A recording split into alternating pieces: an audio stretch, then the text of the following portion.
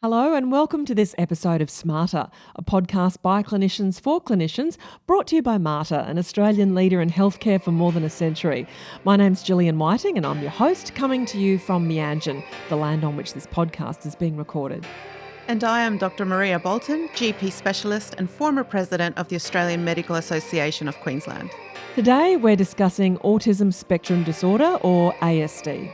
We're joined by two guests, Dr. Cathy Franklin, Director of the Queensland Centre of Excellence in Intellectual Disability and Autism Health, as well as Dr. James McAuliffe, Psychiatrist at the Queensland Centre of Excellence in Intellectual Disability and Autism Health. We are Mater. We are Mater. We are Mater. This is sMater.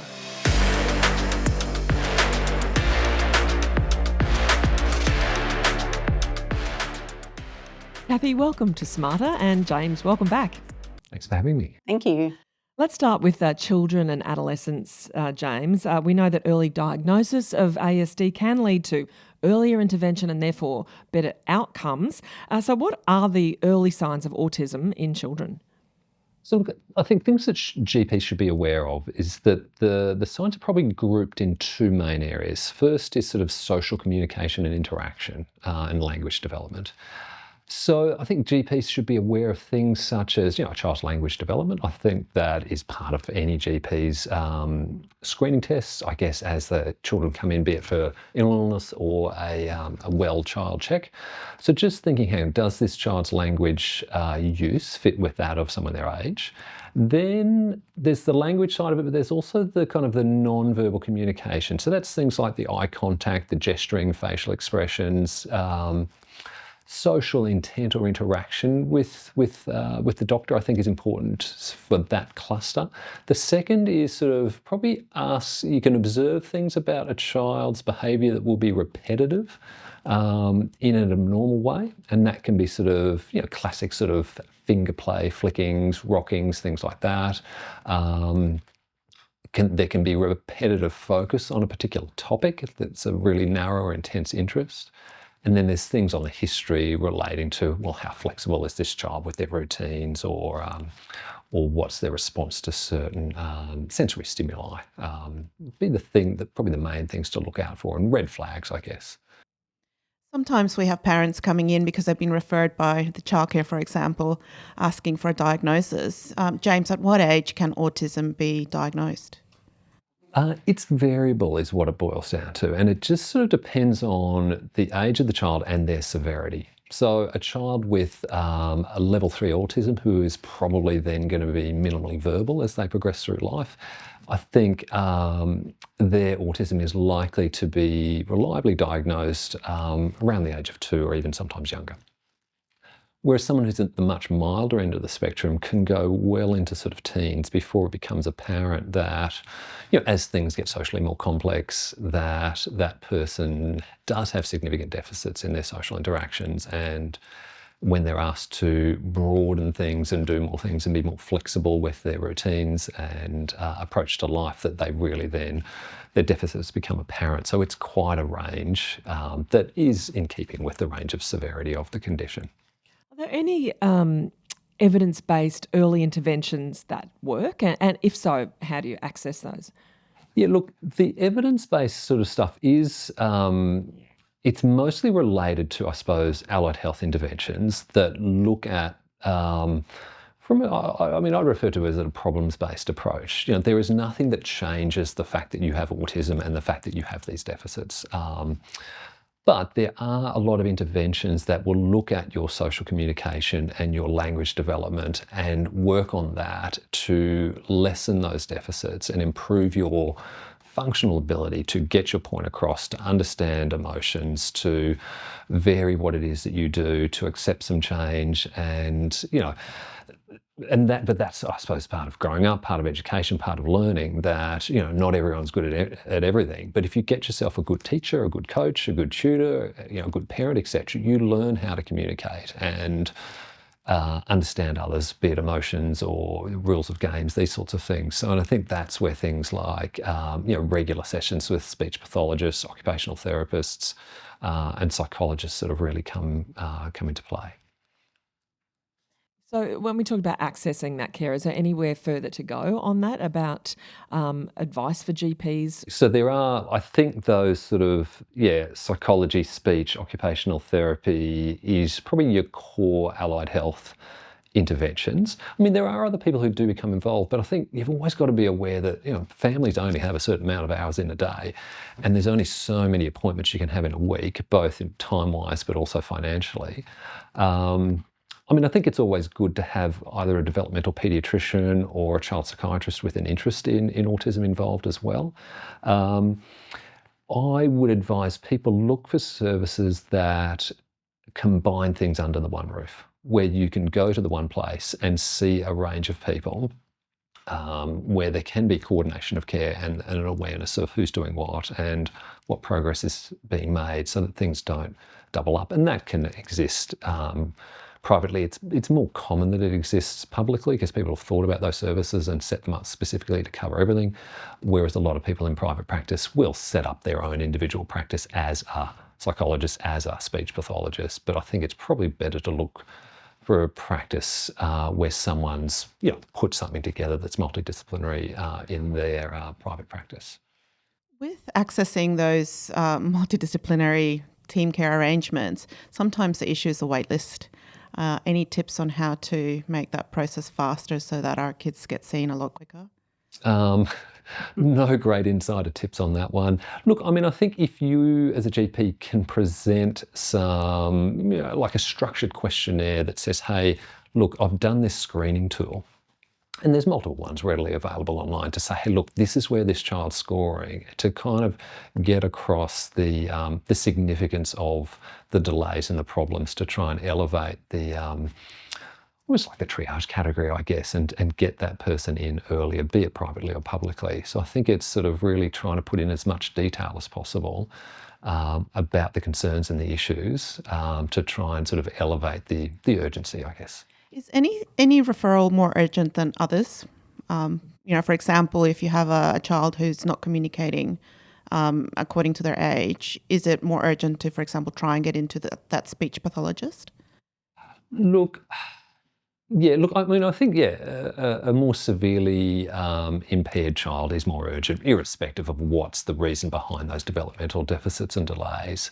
And I think, like in that example, definitely, like if you don't have much by way of communication happening, it's then much harder for other professionals, teachers, parents, etc., to do what they need to do if there's major deficits in someone's communicative ability.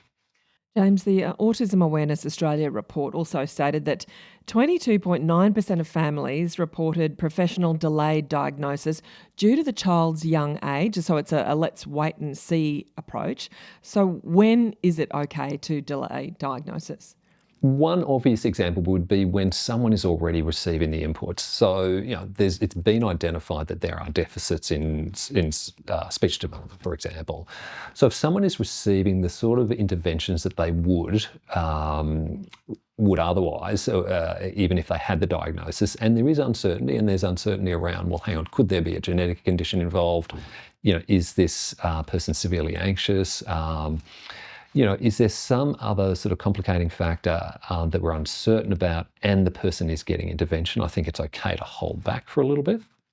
But look, there's not the other times to be where you could hold back on the diagnosis is where things are less severe and you're not certain, and someone might be midway through primary school and there could be a range of factors where you're thinking, hey, is this a particularly shy child who might have an intellectual challenge, who has a family history of dysfunction or other things that could explain the problems that are presenting, and that there's a differential diagnosis basically, which might include autism. But I think it's best in those circumstances to not jump straight to autism when there are reasonable alternative explanations. James, you mentioned anxiety. What are the most common comorbidities when it comes to autistic children? Look, anxiety is probably one of the highest, and some people even sort of wonder about should anxiety be part of the diagnostic criteria. It's not, and personally I don't have an issue with that, but anxiety is very high. ADHD is very high. intellectual disability or intellectual impairment of one form or another is significantly elevated, as are conditions like epilepsy and tics, some of the more common sort of conditions that are associated with autism. So, James, so a mother comes in with a child with early signs of autism, and they've got siblings, other children, perhaps not really showing any signs. Would you still have them tested, or is there that genetic link between siblings? There is a very strong genetic link. Now, when I say genetic, i.e. something in the DNA, there is no specific gene that's been identified, despite people looking a lot to find a gene. But when you look at family trees and twin studies and those sorts of things, there's an incredibly high genetic contribution to ASD that we cannot put our finger on quite yet. So I think if you do have a child who has quite clear-cut autism, it's worth asking the questions and doing the screens for their siblings and sometimes also the other immediate family members. Cathy, can we discuss prevalence for a moment? A 41% jump in 5 years. What's driving the increase, and is that expected to continue? Is this more awareness, or is there more autism being discovered, experienced? Look, I think broadly in the field, the feeling is that it's a lot about awareness and diagnosis, and I think that there really is a lot more awareness in the community around autism and what it means. I think perhaps also since the name change from Asperger's to autism as well, I think there's really quite a lot known. So a lot of that is around that, I think. Cathy, in terms of adults, are there any signs that may have been missed in childhood that present in adulthood? I think what can happen for some people in childhood is that autism does get missed. And most of the time it gets missed because there's something else that takes the limelight. And that might be someone who's had a lot of trauma, and the challenges that the person faces are just put down to trauma, or it might be co-occurring mental health problems, or it might be intellectual disability. It also might just be that there haven't been the sorts of challenges that the person's facing in adulthood. They coped okay in childhood for whatever kind of supports were around them, and we'll do generally have a lot more supports in childhood. So those are some of the reasons that it often can come up for the first time in adulthood. With adults, how does ASD present differently as compared to in children? Well, still the same features. The diagnostic features are still the same for autism spectrum disorder. There's still social communication deficits and problems, and restricted interests, repetitive behaviours.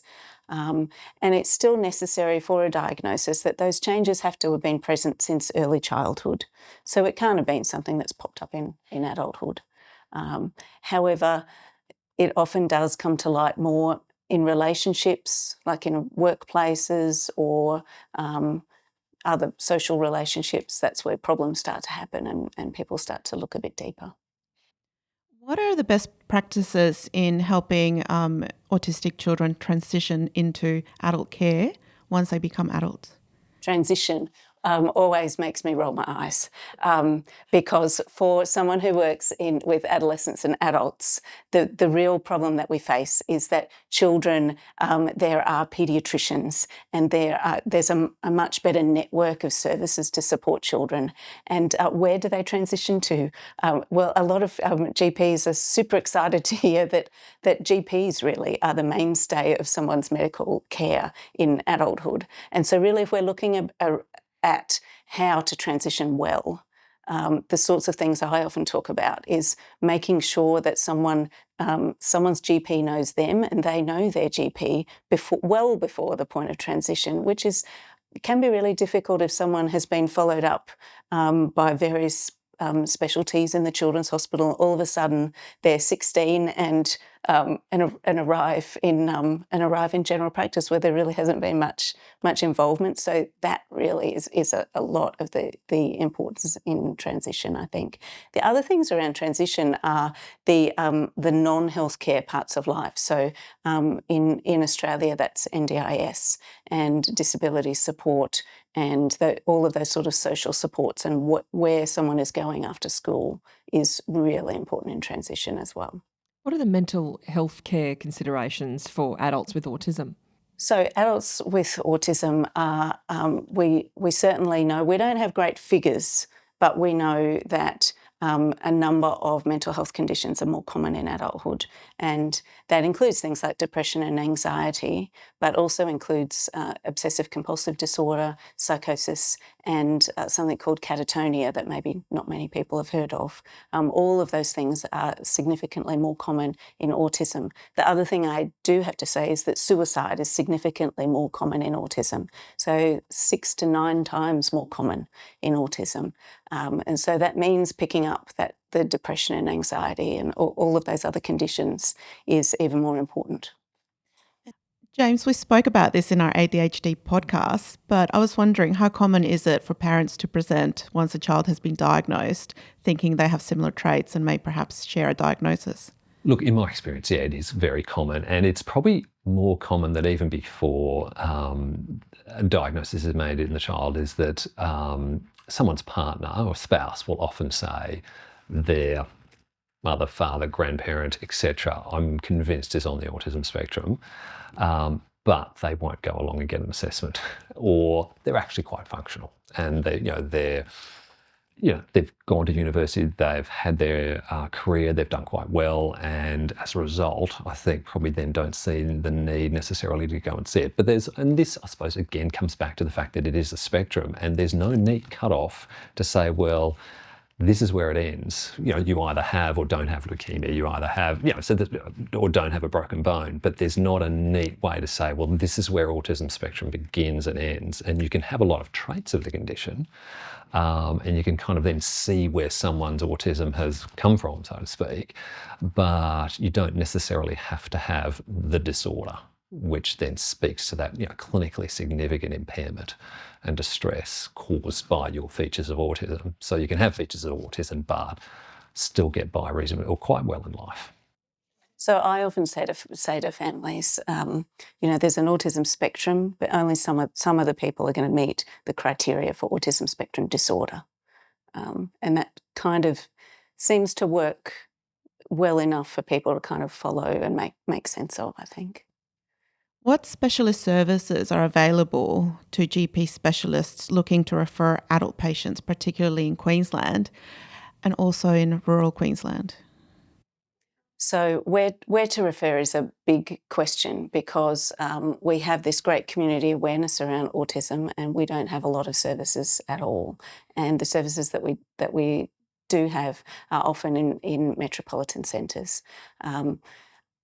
We have 2 services at MATER. We have a private psychology clinic that people can access for diagnostic assessments and also therapies. And that's been really helpful. It's been running for a few years now. So we also have the Queensland Centre of Excellence in Intellectual Disability and Autism Health. We're recently renamed. Our name used to be QSID, and then it was MIDAS for a while. But as part of our Centre of Excellence, we run an outpatient clinic at the MATER that's available to anyone across Queensland, age 16 and over, with intellectual disability or people on the autism spectrum. Yeah, it's not a diagnostic service. It's sort of focused on mental health, some aspects of physical health, and we've got a rehabilitation physician who's part of that clinic. But it's more of it's a clinical service. Yeah, so we have that big clinical service for people looking specifically for structured diagnosis, like for NDIS kind of reasons. Then the private psychology clinic is where we would direct people to. Cathy, can you expand a little bit more on the Centre of Excellence? It's only new, isn't it? Yes, so for many years we were QSID and then MIDAS, based at the MATER, and providing clinical care and research. But we made a submission to Queensland Parliament in 2022 and ultimately were awarded the tender to conduct the Queensland Centre of Excellence in Intellectual and Developmental Disability Mental Health. That is a mouthful. It is a mouthful, but does an important job. Yes, and because of all of those mouthfuls, we renamed our whole centre really. But it means that we really have now a sizable centre where we are conducting clinical work, we are doing a lot of teaching, we're teaching the Queensland Health mental health workforce and helping them upskill in the area, providing resources. They're coming to our clinic to learn how to do this area of practice. And we're also conducting research and have a much greater capacity to do that. Is there anything equivalent anywhere else? And what difference do you see the Centre of Excellence having down the track 10, 20 years?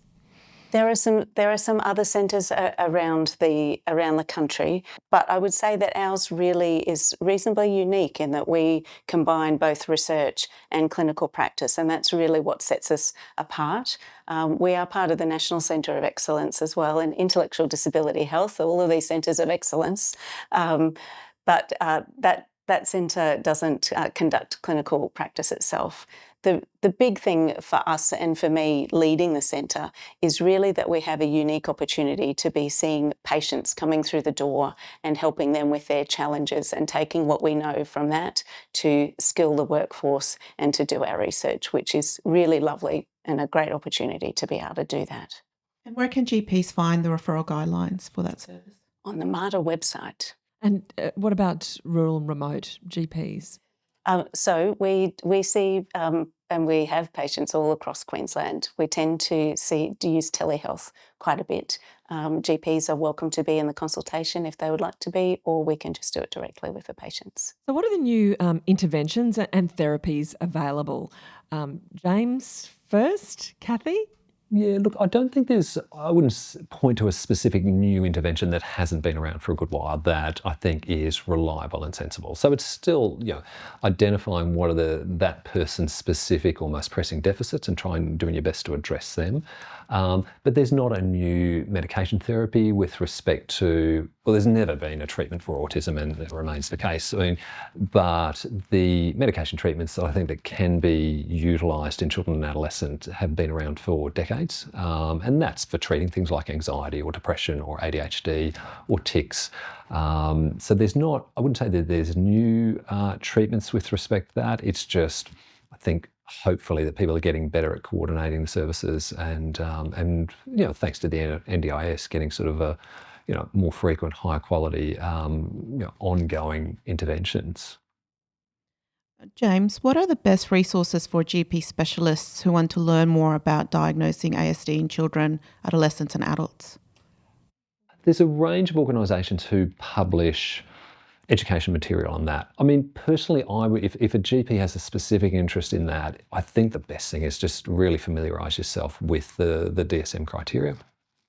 Because that's the one that's most commonly used in Australia, be it for the Education Department or the NDIS. It is a one-page document with respect to those core criteria. And I think that's probably the thing to sort of familiarise yourself with, because the standardised questionnaires are simply kind of reworded versions of those criteria to try and identify the condition and make the diagnosis. But I'd probably suggest that the Autism CRC has done national diagnostic guidelines that our centre had a part in helping with, and we've developed some education with them because they've just been revised, so second edition is out. And those diagnostic guidelines are really good at stepping through what the steps are and how to access diagnosis. And there's also some education materials for GPs on their website. That's the bit that we helped with. Some case scenarios kind of talking through different age people accessing diagnosis and what happens to them. So I would really recommend those resources. GPs care for people across the lifespan. Any key considerations that we should be looking out for when caring for people across that lifespan?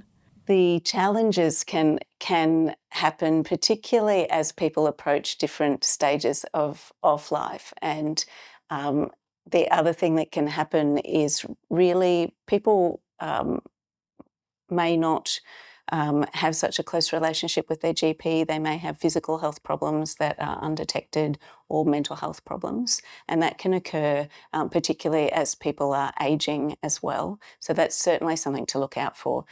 The thing I like to explain to people about autistic patients is really just to keep in mind that quite often their facial expression doesn't match their emotions. And that can be very off-putting.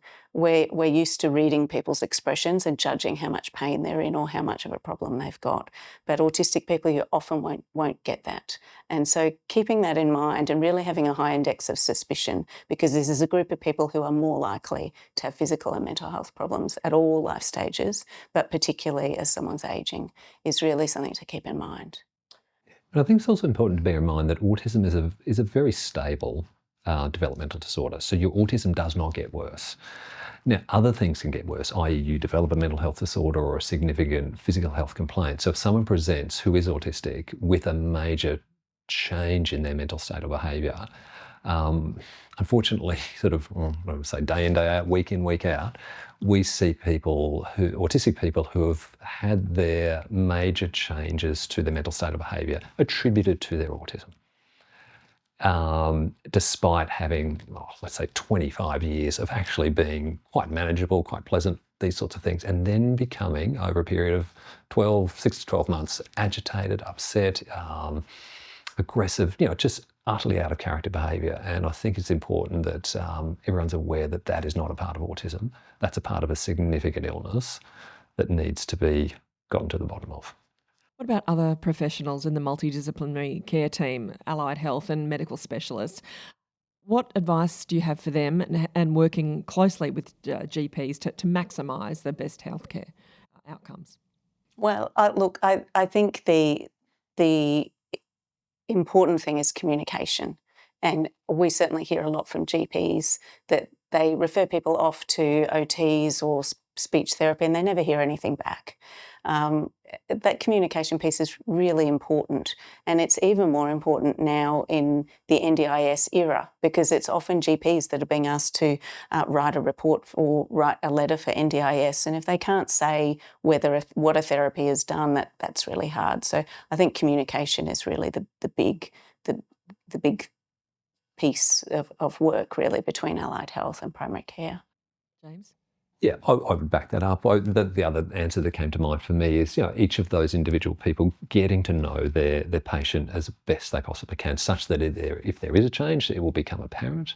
I mean, you can't assume anything about someone with autism. You've got to know your individual patient well, and sort of then, familiarise yourself with that particular person's styles of communication and interaction, so you then don't miss things and sort of don't get any nasty surprises.